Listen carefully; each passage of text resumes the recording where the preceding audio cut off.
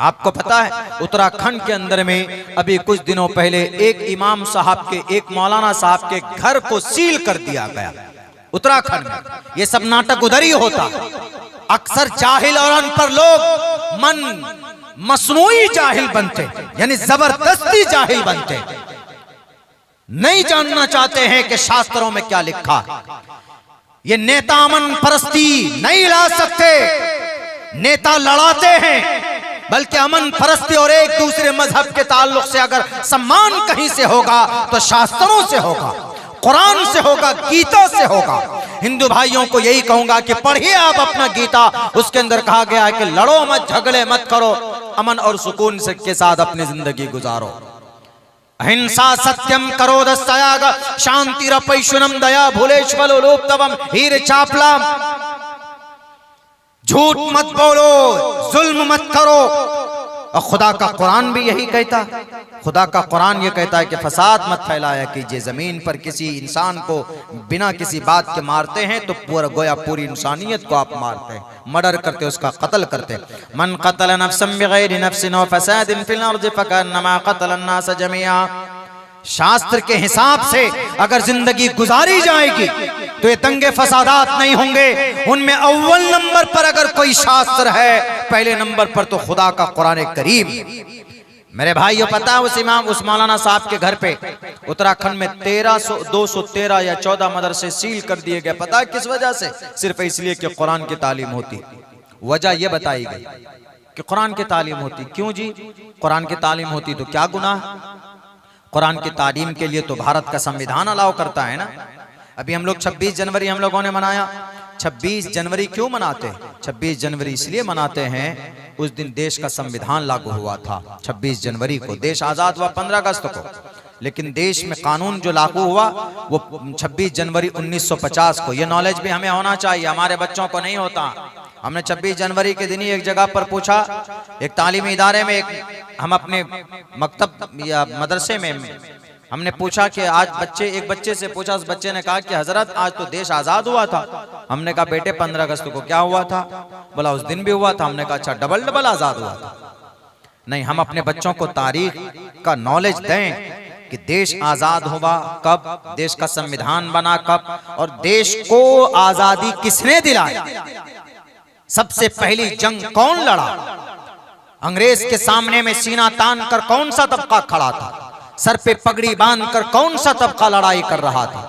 अंग्रेज के सामने में, उनके जजों के सामने में उनसे बहस करने वाले उलमा कौन थे? हमारे बच्चों को बताना बहुत जरूरी है। इसीलिए हिस्ट्री, तारीख हम अपने बच्चों को पढ़ाएं, बताएं। मोटी मोटी बात बता सकते हैं, मकतब हो, मदरसा हो, स्कूल में तो होता ही है, ये सब चीजें पढ़ाने की है। तो 26 जनवरी 1950 को देश का कानून बना। देश का कानून बनाने वाले कौन लोग थे? 7 आदमी थे। उनका सबसे बड़ा हेड सदर का नाम डॉक्टर भीमराव अंबेडकर। 2 साल 11 महीने में देश का संविधान तैयार किया गया। 350 दफात बने, पार्लियामेंट के अंदर बहस हुई, और पार्लियामेंट के और इसी देश के संविधान में लिखा है आर्टिकल नंबर 14 में, इक्वालिटी बिफोर लॉ और the equal protection of the laws within the territory of India. Bharat के अंदर हिंदू, मुसलमान, क्रिश्चियन, जैन, बौद्ध सब बराबर है। आर्टिकल नंबर 15 के अंदर बताया गया कि prohibition of discrimination on grounds of religion. धर्म के नाम पर, टोपी और दाढ़ी के नाम पर बांटना गलत है, नहीं बांट सकते कि ये मुसलमान है इसके लिए अलग कानून होगा, ये क्रिश्चियन है इसके लिए अलग कानून होगा, ये भगवाधारी है तो इसके लिए अलग कानून होगा। आर्टिकल नंबर 15, अगर आपको टोपी के नाम पर, दाढ़ी के नाम पर अगर आपका मॉब लिंचिंग किया जाता है तो आर्टिकल नंबर 21 के अंदर कहा गया protection of our life and personal liberty. हमारी जान की रक्षा करना पुलिस वालों की जिम्मेदारी है। मगर आज पुलिस वाले खुद जल्लाद बनते चले जा रहे हैं। आज पुलिस वाले अपनी वर्दी का नापाक इस्तेमाल करते हैं, अपनी ताकत का गैर जायज इस्तेमाल करने लगे। वही उत्तराखंड के अंदर मोहम्मद दीपक, जो लड़के ने अपना नाम बताया दीपक कुमार, उसको डराने के लिए, उसको धमकाने के लिए कुछ गुंडे मैदान में आए तो पुलिस वालों ने कहा कि आपकी बातें जायज है, हम आपका सम्मान करते हैं, आप लोग जो चाहेंगे वही हम कार्रवाई करेंगे। पुलिस वाले इसलिए नहीं होते पुलिस वाले आप रक्षक हैं, आप प्रोटेक्टर हैं, आप आर्टिकल नंबर 21 आप पर फिट होता है। एक एक भारतीय की जान की रक्षा करना आपकी बड़ी जिम्मेदारी है। आप अगर किसी गुंडों को देखो तो उनकी शक्ल पहचानते हो तो नाम से उनके ऊपर FIR दर्ज करो और पूरी ईमानदारी के साथ डायरी लिख करके भेजो। अब वहां पर उत्तराखंड के कोर्ट ने कोई संज्ञान में कुछ नहीं लिया, इसलिए कि FIR जो दर्ज किया गया उसमें अज्ञात लोगों ने वो बेचारा 70 साल बूढ़े बाबा के दुकान में पहुंचे। अज्ञात लोग हैं, उनकी शक्लें मौजूद हैं और उनके नारे मौजूद हैं, सोशल मीडिया के अंदर में उनके गाली गलौज वाले भाषण मौजूद है। ये सरपरस्ती किसकी हो रही? पुलिस वालों की हो रही। खुद पुलिस वाले वर्दी के अंदर में गुंडा बने हुए हैं, वरना आपसे उम्मीदें होती है हमारी जान की रक्षा कौन करेगा? देश के प्रशासन, हमारे मुल्क के पुलिस वाले करेंगे। लेकिन अगर आप बेईमान हो जाएंगे, अगर आप ही मजहब और धर्म के नाम पर काम करेंगे तो फिर देश का संविधान कहां से रहा? आर्टिकल नंबर 21 का क्या मतलब रहेगा, जिसके अंदर कहा गया प्रोटेक्शन ऑफ आवर लाइफ, हमारी जिंदगी की रक्षा करना पुलिस वालों की जिम्मेदारी। अगर किसी बेटी की इज्जत लूटी गई पटना में तो वहां की मैडम सच्चों को फौरन सुओ मोटो के तहत 0 FIR दर्ज करते और फिर उन मुजरिमों को पकड़ा जाता। 3 दिन के बाद उनके हॉस्टल में पहुंचते हैं, उस बेटी की इज्जत लूटी जाती है और फिर उसको मौत के घाट उतार दिया जाता। आज तक वो मुजरिम नहीं पकड़े गए, आज तक वो रेपिस्ट नहीं पकड़े गए, आज तक वो लुटेरे नहीं पकड़े गए। इसीलिए कहते हैं कि कुरान को नाफिज करो। इंशाअल्लाह 1 साल के अंदर जो अभी 1 महीने में 45 बच्ची का रेप होता है, 45 मिनट में एक भी बच्ची का रेप नहीं होगा अगर खुदा का कुरान के हिसाब से अगर फैसला होगा। खुदा के कुरान में क्या कहा है? जिना के ताल्लुक से कहा गया, अज़्ज़ानियतु वज़्ज़ानी फजलिदू कुल्ल वाहिदिन मिनहुमा।